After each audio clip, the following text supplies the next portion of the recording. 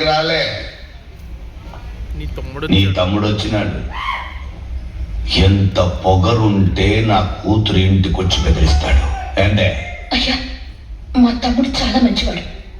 తెలుసు తెలియకో మీ మనుషులతో గొడవ పడ్డాడు. అనుకోకుండా అది పెద్దదైపోయింది. అందుకే మిమ్మల్ని క్షమించమని అడగడానికి వచ్చాం.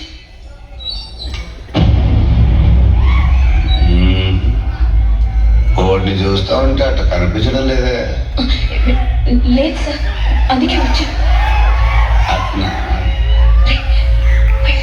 ఇటు రా చెప్తా.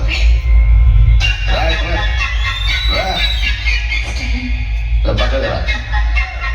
రా, ఇంకొక రవ పక్కకు రా. ముందు రా.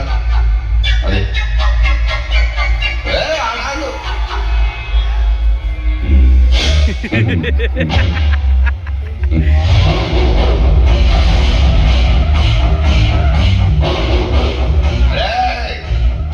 బాబు ఓడాడు.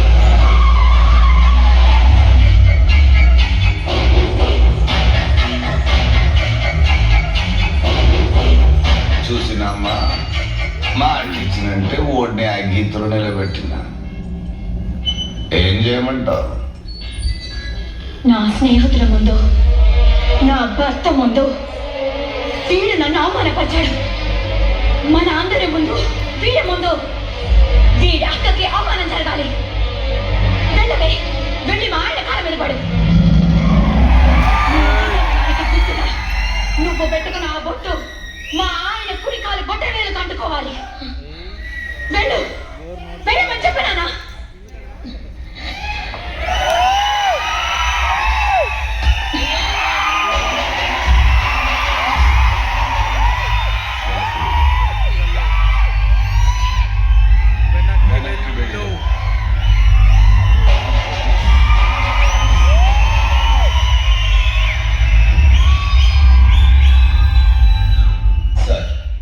మీరు పెద్దవాళ్ళు, మీ వెనకాల ప్రభుత్వమే ఉంది.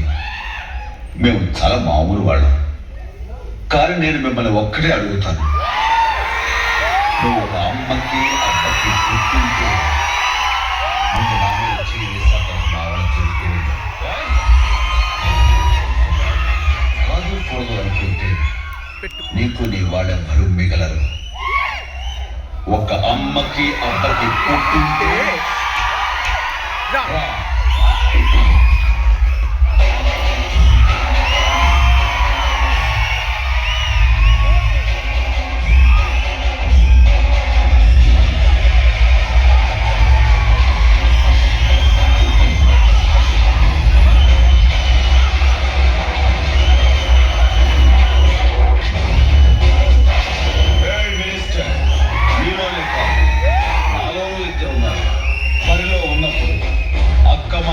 తమ్ముడిని మరి దాటాక ఆ దేవుడు మాట కూడా లెక్క చేయని